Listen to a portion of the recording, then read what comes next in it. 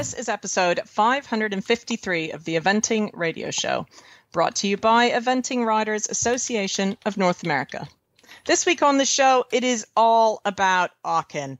We first speak to Imogen Murray, who had a team performance there and has recently been longlisted for the Europeans. We then speak to supergroom Alex van Tuyll, who is traveling all over the place at the moment. Then we speak to New Zealand rider Jessie Campbell, who also had a team experience and a top result at Aachen. I'm Liz Halliday-Sharp, coming to you this week from North Chailey in England, and you're listening to the Eventing Radio Show. So this show, we're focusing a little bit on Aachen, the most recent event that we've been to. Definitely the best event in the world. I can confidently say that. People have said this to me for years, but I've never had the chance to go. And I have to say, I am fully on board now. What an incredible experience. And what you get at Aachen is not only is it a showcase event for eventers, and it is a team competition, and it's a really big deal.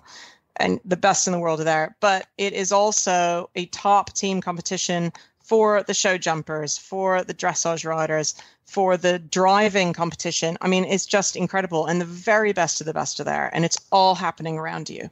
And I really loved that. I loved that we are there in the middle of a city and you've got these incredible arenas and you're riding around next to some of the very best show jumpers in the world. And you can then go next door and watch, Charlotte Desjardins ride her dressage test. And then you can go and watch Boyd Excel, do his driving cross country. And there's just so much happening. And it truly was incredible. So this week we're talking to various members who were on the British team and the New Zealand team. We're also talking to a top groom who's been all over the world and who also very kindly came with me to Aachen, which was exciting. And the show, it was not the best event for Team USA, which was very disappointing. Not at any fault of really anybody's. It just, we had a few things that happened that shouldn't have happened. Certainly myself, my lovely horse De Niro Z did a personal best dressage test of 26.5. I was thrilled with him. That's getting better.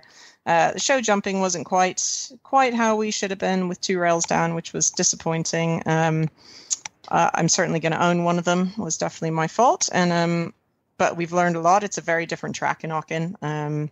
Certainly was educational, and I know I need to work on. And cross country was proving to be one of the best rounds we'd had until we slipped over on the flat, very close to home, which was unexpected and really disappointing. And I've had a lot of love from the eventing community, feeling my pain on that. And I think we're going to be reevaluating our studs and making sure that doesn't happen again. But the good news is my horse was truly fantastic and as good as he's ever been. So I'm feeling positive for the future, and just one of those things. And we have to pull our socks up, as they say over in Britain, and move on. But lots of good things happen in Aachen too, and I think we've all learned a lot.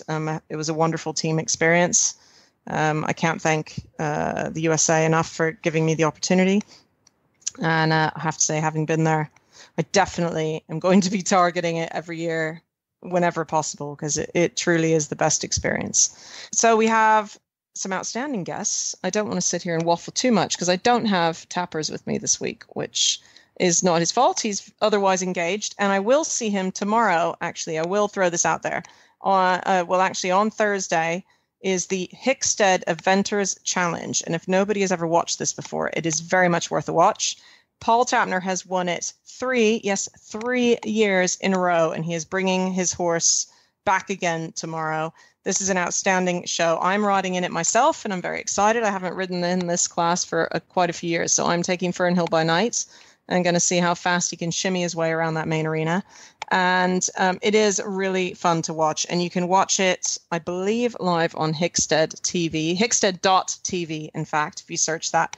I believe it is also on FEI TV, but it starts at 4 p.m. in the UK on Thursday. Very much worth a watch, and I'm sure you can watch it back again. So I will see Paul there, and I'll tell him that we were just fine doing the show without him. And also other big things that are happening. My horse, Cooley Quicksilver, starts his grand journey to Lima for the Pan American Games. We are the traveling reserve, and he starts his trip tomorrow. He heads to Amsterdam and then takes a direct flight on Saturday from Amsterdam direct to Lima, Peru. So we are very much going there to support Team USA, do everything we can to help them win gold. Of course, I would love to be competing, but I am going to go there with all of my support and anything I can do to help that team do the very best they can. And it's, of course, exciting to be involved. And that definitely will lead us into our very first guest, Alex Van Tuyll, who will talk us through, because she is in fact going to be traveling with Cooley Quicksilver to Lima. And we'll go to her right after this. The Eventing Riders Association of North America is the collective voice of riders, equine professionals, and owners in pursuit of enhancing the growing sport of eventing in North America. In cooperation with our members, governing bodies, related committees, and organizers, ERA of NA works to improve the overall welfare, safety, visibility, and growth of the sport. ERA of NA, your voice matters for the sport of eventing. Jump in and engage by becoming a member today. Find them online at www.eraofna.com. Joining us now on the Eventing Radio Show, it is the superstar groom of them all. She travels everywhere. She's been everywhere. She's going everywhere. It is Alex Van Tuyll, otherwise known as Alex VT. Alex, thank you very much for being on the Eventing Radio Show. It's kind of you to invite me.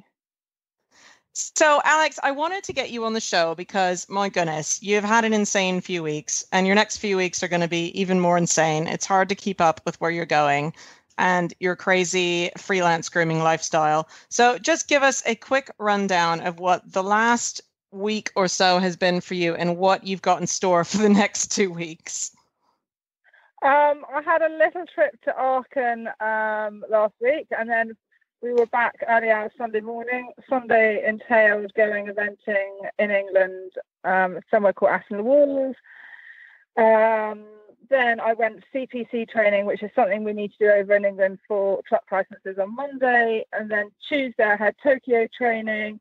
Today I had CPC training. Tomorrow I am going to Holland to rest the horses before flying to Lima, a quick trip to Lima and back, and then 3 days at home before going to the test event in Tokyo. So I'm pretty busy at the moment. So, like, I have to say, I think I was thinking about this earlier, and it would be hard to find many people that would pass through as many countries in a short period of time as you're going to do in the next few weeks. And I have to say a big thank you to you for agreeing to, at the very last second, travel with my goofy 8-year-old horse, Cooley Quicksilver, to Lima as his traveling minder.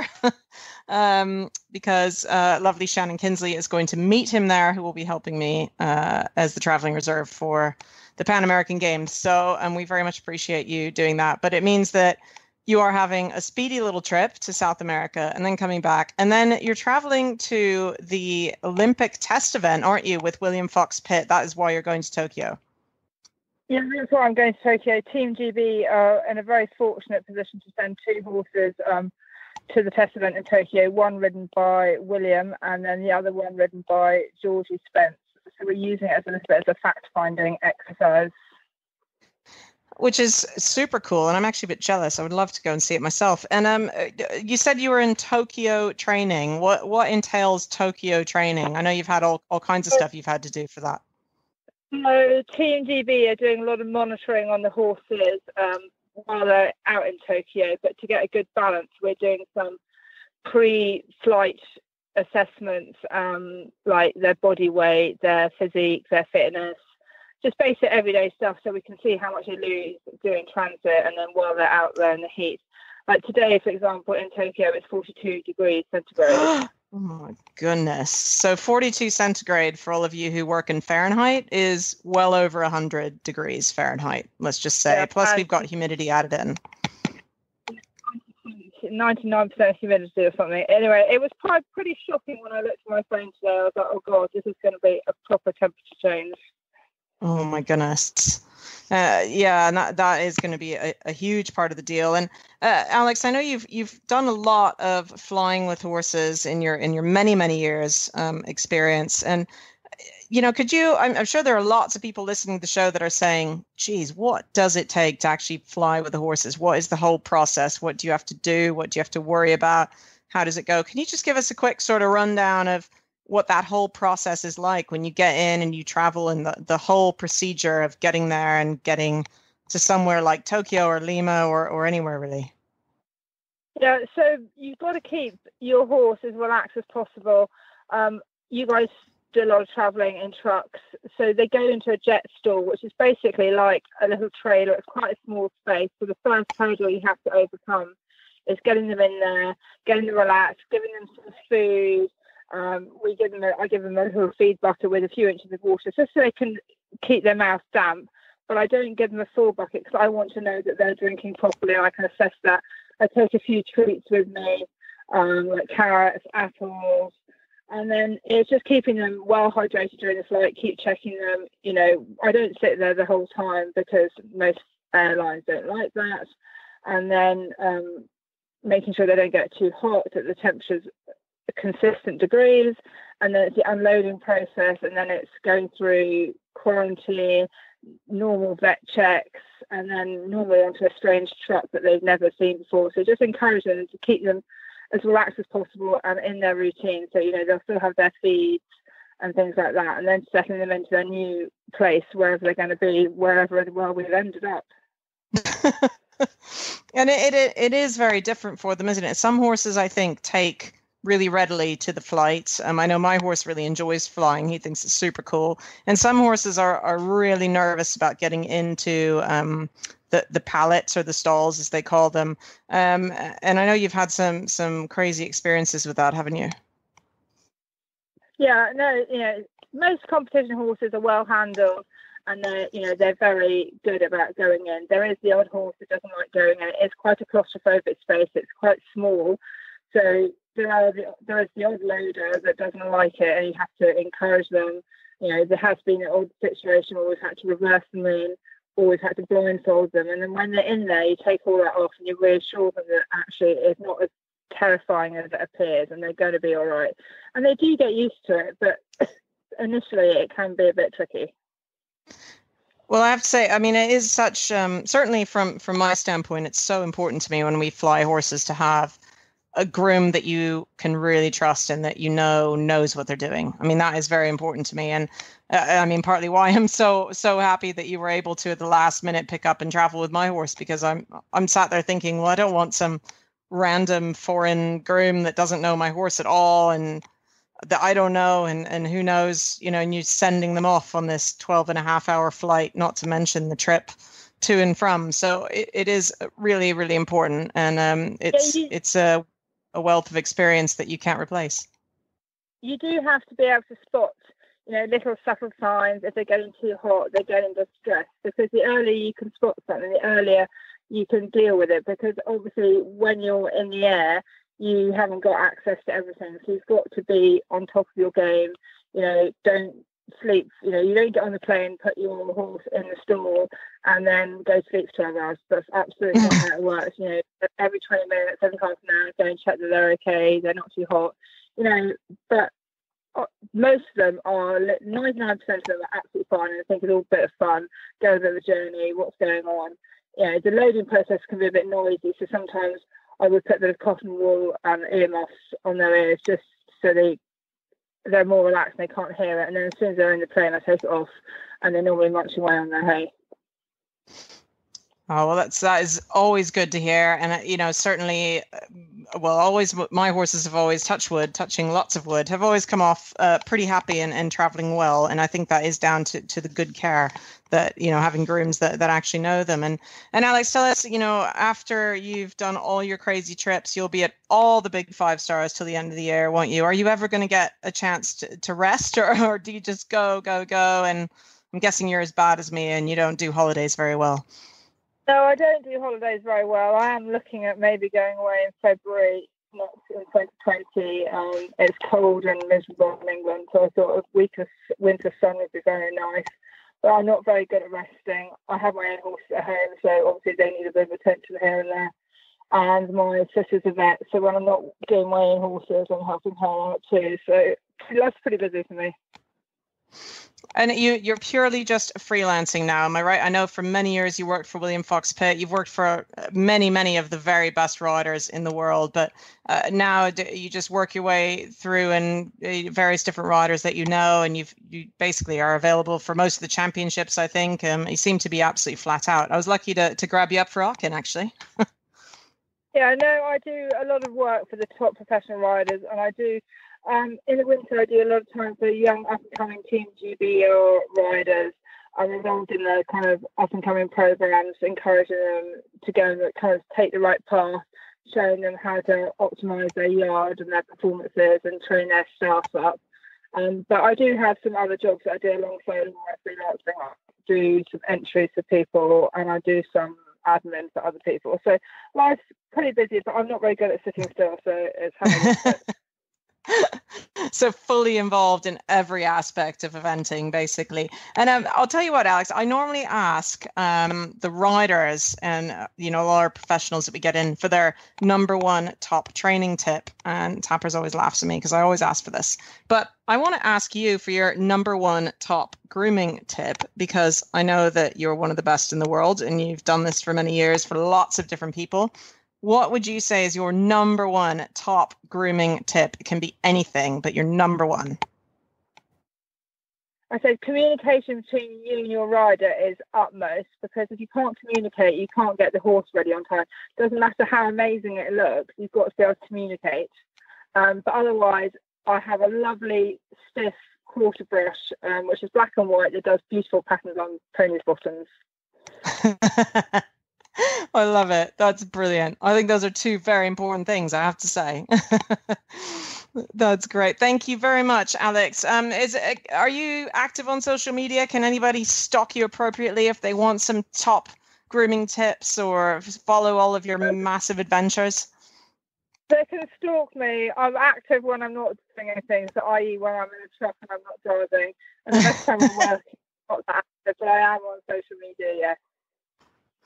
And is it, just tell us quickly what it is on Instagram or Facebook or whatever it is. How can people stalk you appropriately? I am on Facebook. I am on Twitter as Alex. I think I'm as Alex VT1. I don't even know. And same for Instagram.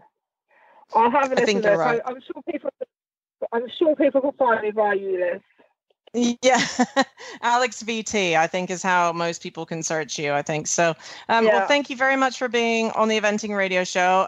Best of luck with all of your frantic travels. And we wish you lots of luck and lots of safe traveling with many special ponies. Yeah, including yours tomorrow. Including mine, the most important one, of course. Yes, obviously the most important one. Thanks, Alex. Joining us now on the Eventing Radio Show, it is British eventing superstar Imogen Murray. Imogen, welcome to the Eventing Radio Show. Hey, no, thank you for having me. So it's been a wild few weeks, and we've just seen you out in Germany where you had a fantastic result, and you've also had some really big news recently. Can you just start from the top with Aachen and what has come off the back of that for you? So I've just come back from Aachen, which is just the most amazing place that I have ever been to. I was really lucky. I got to go for the first time last year, and it was, I thought, it's a once in a lifetime opportunity. I won't be able to, it would be unlikely for me to be going back, anytime soon. And I was really lucky that they offered me the opportunity to go again this year. And my horse, either Gooden or Sir Charles, as we call him at home, was absolutely amazing. We went out as the first member of the team for GB, and he did a really good fast clear. And then off the back of that, I've just been added to the long list for the Europeans, which is just really exciting news. Absolutely. I mean, that is just incredible. And let's just, for our listeners who might not know what a cool horse this is. I mean, I know that he's been your partner for a long time. You have a wonderful relationship. So many clears at 5-star now. And might I just say fast clears. And he's a good jumper. And the dressage maybe isn't his best phase, but you definitely make up for that in the toughest of tracks, don't you? Yeah, no, he's not a huge fan of the dressage, it has to be said. He never has been. But he absolutely loves his jumping, and he lives for the cross country. He's unreal, and I'm just lucky that his owners chose me to pilot him from the beginning. I've been riding him since he was 4 years old, and he is just one of those horses that, like, he makes it feel so easy, and he is very fast. It's taken me a long time to catch up. I'm not naturally fast, but we're getting there. Well, that must be just so exciting for you, because obviously you're still young. You know, I'm saying this because I am not young anymore. I'm very sadly, but you're very young. But you've had so much experience with this horse, and it must just be a wonderful, you know, moment every time you get on him and you know that you can trust him. Yeah, I mean, I always just slightly pinch myself when I think that I can't believe that he's only 12 and I'm just nearly 26, so not that young, and he's done five stars already, and every time I think that, I think it just seems unbelievable. But yeah, no, he's hugely experienced now, and it's just, I wouldn't want to be sat on another horse on cross country day. You know, I'm really lucky that he loves that job. You know, he just loves to jump the fences, and as long as I steer him vaguely in the right direction, then usually we're good to go. So talk us through. So you've been to Aachen, your second time there. It was my first time ever in Aachen, and I have to say it was literally all the people that say this is the best show in the world, they're not wrong. I'm just saying that right here on the Eventing Radio Show.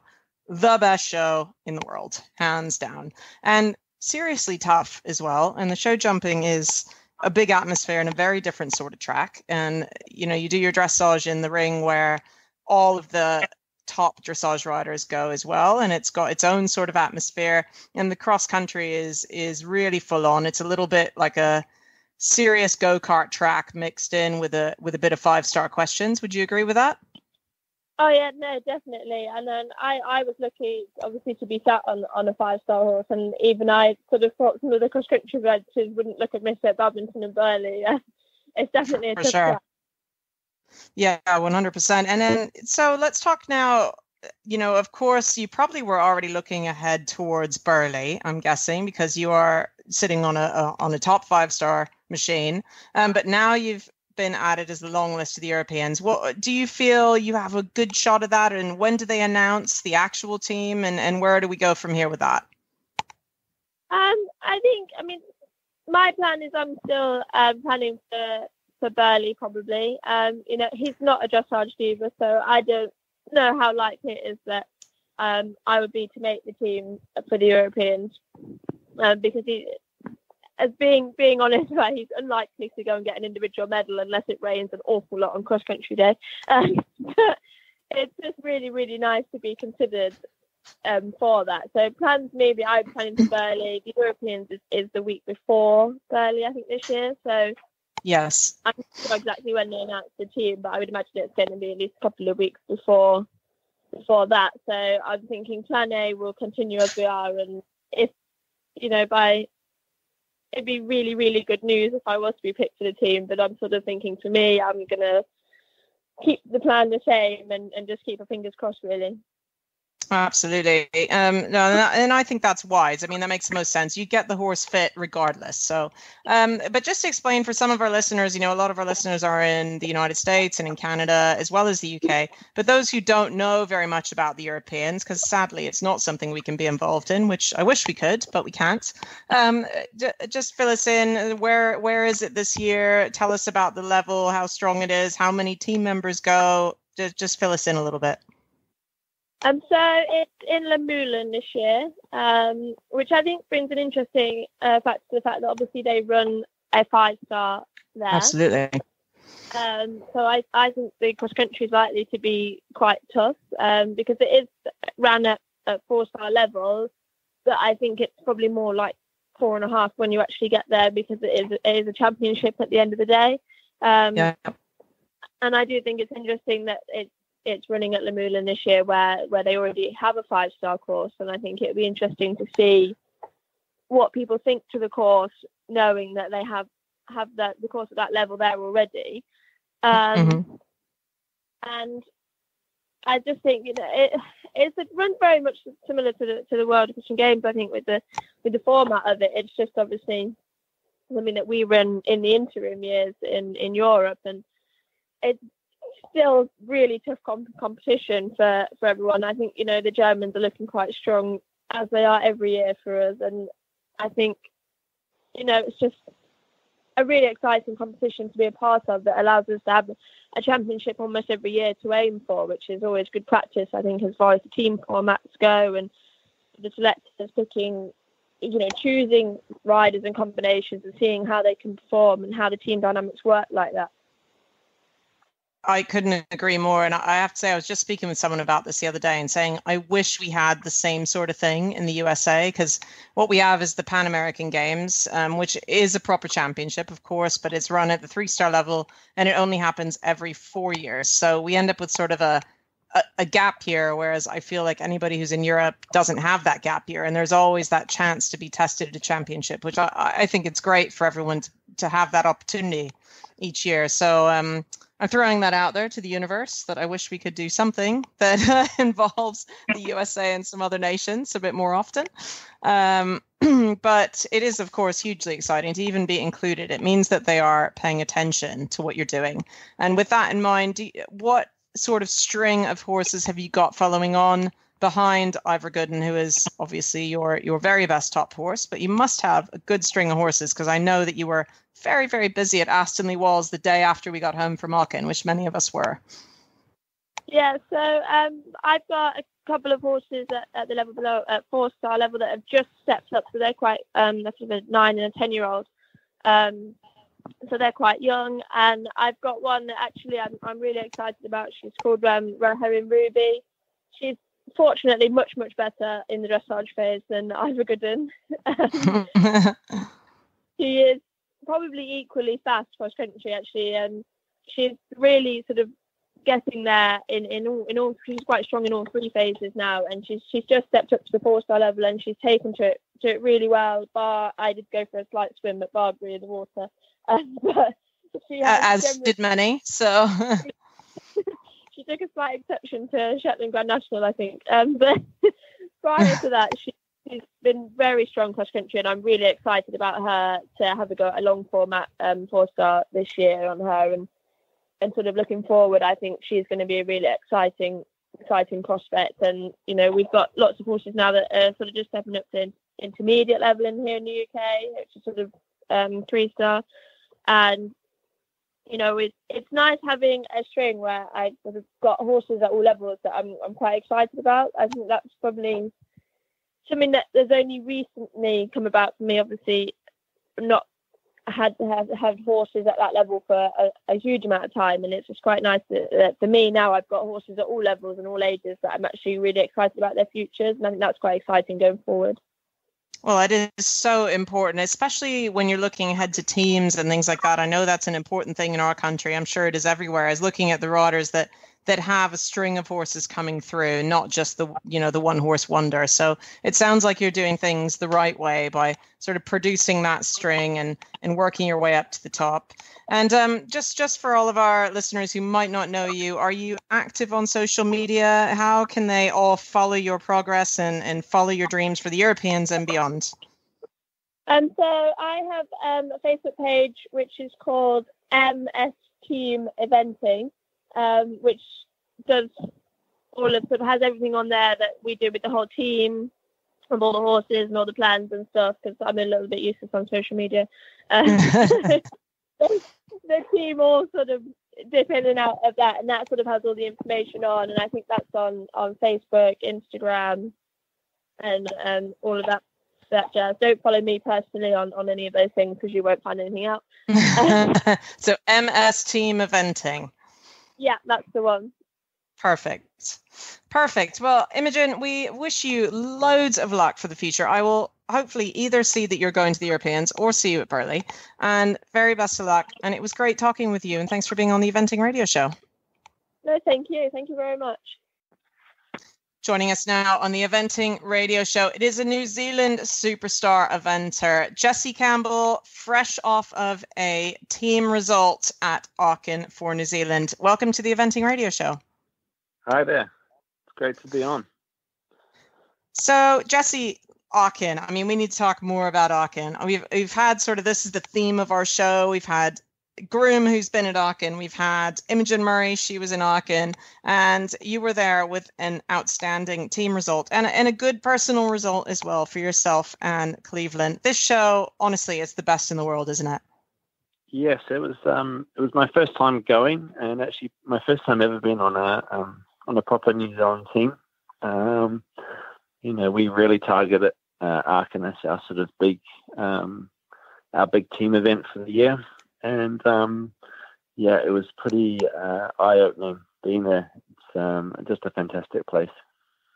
Very cool. Well, it was my first time being there as well, so I can, and it's somewhere where I've always wanted to go, and I'm sure you felt the same. And like, I've been on that reserve before and not been, and my goodness, it is just insane. I mean, the show jumping arena, the atmosphere, it's like nowhere in the world, is it?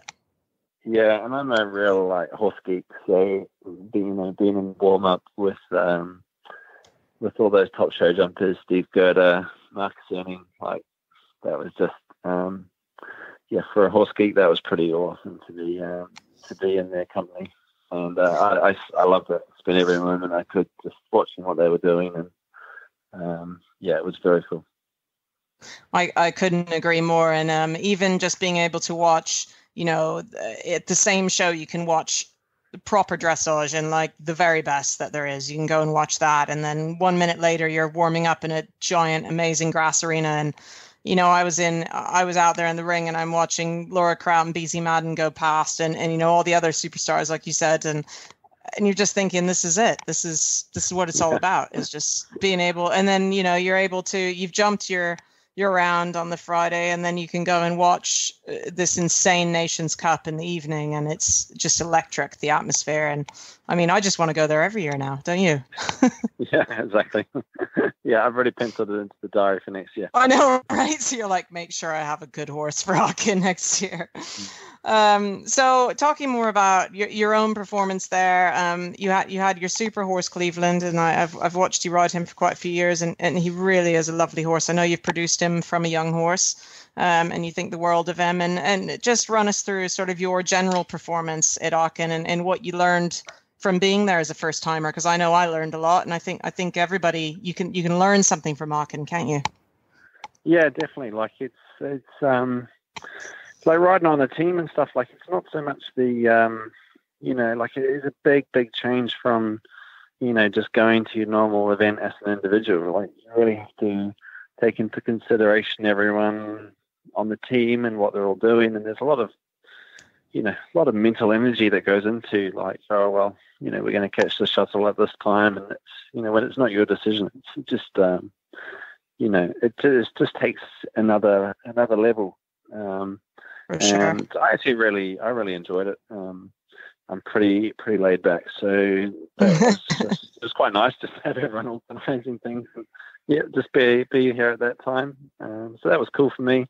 And then just in terms of the competition, like it was just it was awesome to be with Tim and Janelle. They've been a really massive help to me this year with Cleveland, because he's been very talented horse, but he's also been a little bit inconsistent cross country, just with the odd little glance off here and there, and been a little bit frustrating. But before badminton, Janelle offered her help to me, and then again before Aachen, and it's been really great just to be on board with those guys. And then when we were on the team, when we were walking the courses, they had an understanding of what I was doing and what I was about and what I could deliver, and it just came together really nicely as a whole team. And I was really lucky to be able to deliver a good score to help set our team up for second place, which was pretty awesome when we didn't have some of the old boys that we've had in the past on there. So no, I was very proud of how it all went. As you should be. I mean, it's so competitive there, and like you say, amazing to be on a team with Tim and Janelle. I mean, they're so experienced, and to be on a team with two Lemulin winners, both the riders and the horses is pretty super cool. And that's how I feel too. Being able to ride on a team with Philip Dutton is brilliant because he's so experienced, and it really does give you sort of that way in, doesn't it? And being able to walk the course with other people. And I also really enjoyed the team experience. I think it's great to just say, right, this is the plan. Janelle doesn't take it easy either. Like, after our first rider went in, she just came up to me, looked at me like dead in the eyes and said, "We need a score from you." And I was like, holy shit, like, okay, this is real. And, you either wilt away and you don't take that pressure, or you rise to it, because that's, like, I was very much aware that, Tim and Janelle were always going to be our strongest competitors there, and they needed support from either myself or Dan to, put together that score. And, I think I did an okay job backing them up. So that was what it was all about. But they certainly don't hold any prisoners. They expected it from me. So that was quite cool too. Absolutely. And I think, that's what that experience can teach all of us, I think, when you have your first time there, and it does feel very much like a big championship. And I think certainly I've come away from it saying, here are the things I can learn. Here's what needs to be improved. You can pick out the holes in that need filling, and come away from it thinking that you've, come away a better rider and some more ideas and what you need to work on with the horse. And I think you couldn't have been with anybody better, really. And certainly you held your corner. You did the job that you were put under the pressure to do. I believe you had a 28 dressage. Am I remembering that correctly? Yep, exactly. 28 dressage. Like the horse is like he lives his life on the edge, and but we've had some really low scores, but we've also had some pretty big ones. So it was really about finding the right balance in there, trying to just get the score for the team basically, and without blowing things up and going for broke, which I think would have probably been the wrong strategy. So I was pleased with that. Yeah. And what happens next, Jesse? Looking ahead to the future, I mean, obviously, a lot of our people we've spoken to are talking about the Europeans and various things. The USA, we've got the Pan American Games next week. What is next for Team New Zealand and for yourself? I think we just need to, for Team New Zealand, we've always really struggled getting, a really good depth of horsepower. Usually when it comes down to the championships, we're sort of relying on our last horse or something. So for me personally, I'm really trying to get as many horses as I can qualified. Cleveland's qualified, and now I can really focus for Tokyo. You're talking about, yeah. Yes, sorry, yeah. Certainly, for Cleveland, I can now start focusing on getting in some really good performances and nailing that a bit more. And then I've got some other younger horses coming through, which I want to get qualified, so that, I can have 3 or 4 horses that I can say, well, it's a bit hot in Tokyo, so this one runs better in the hot weather. And, just have a few more options than what we've had in the past. But in terms of the team, I think it's just business as usual. And I think we're probably going to target Buffalo is a good team event, and I think we'll send a good team out there, and then it'll be just fine-tuning everything for Tokyo. Yeah. So you'll be sending your Tokyo hopeful horses will be going towards Buffalo rather than, say, Burley or Poe. Is that right? I'm not sure about that, but it'll be the good riders maybe on their slightly up and coming horses. I think our 5-star horses will run at 5-star events. Of course. But at the same time, when we've got Tim, Janelle, and Mark, we've got some great riders there who've got young horses coming through, and they need to be exposed to that team environment as well. Yeah, absolutely. And it's interesting you're talking about having, the string of horses. This is something that we've spoken with some of our other guests as well. And it is something I've been working on myself also. And I think this is becoming well, it probably always has been important, but it's being focused on more in a lot of teams now, is saying we want the riders with the depth of horses, not just the one who's got that one off. It's being able to produce a string that will be available for not just one championship, but championships beyond. Would you agree with that? Definitely. And like we're already, with my main owner, we're already sort of saying, okay, well, we've got a little bit of lack of depth coming sort of in our 5-6-year-olds, and we need to address that. And that's you've got to look really long term with these horses, because it takes a long time, but at the same time it all comes around very, very quickly, and especially if you haven't planned it, you can be sort of like sitting on your hands saying, I don't have a horse, or I'm lacking a bit of horsepower now. So it's really important to always be looking ahead, I think. No, absolutely. I couldn't agree more. So what is next for Cleveland exactly before we wrap up? Where is his next step? Is he Burley bound, or will he be aimed at Buccleuch? No, he's actually going to go to Blenheim. Okay, cool. Yeah, it's a slightly different route than what I probably would have normally picked. I would have loved to have taken him to Burley, but I feel like Blenheim probably will suit him a bit more. And yeah, so that's where he's off to, and then he gets hopefully a nice early holiday with nice weather still, and then we can start building a bit early in the winter for next year. Well, it definitely sounds like you yourself and the rest of New Zealand have a pretty good plan going forward, which is I think that's a smart thing to do. Obviously, it's a team that knows how to prepare horses the right way. So, Jesse, before I leave you, I'm going to ask you for the question I ask most people, and I've just actually asked a top groom for her top grooming tip, but I like to ask the riders for their number one top training tip. It drives Tappers crazy, so I'm making sure that I ask you so that when he listens back to this, he can go, oh my God, she's asking it again. But actually, it's brilliant, and the listeners love it, and I love it because I always learn something. So I'm going to ask you for your number one top training tip, and that can be anything that you bring with you to all horses, or just your young horses, or whatever, but your number one.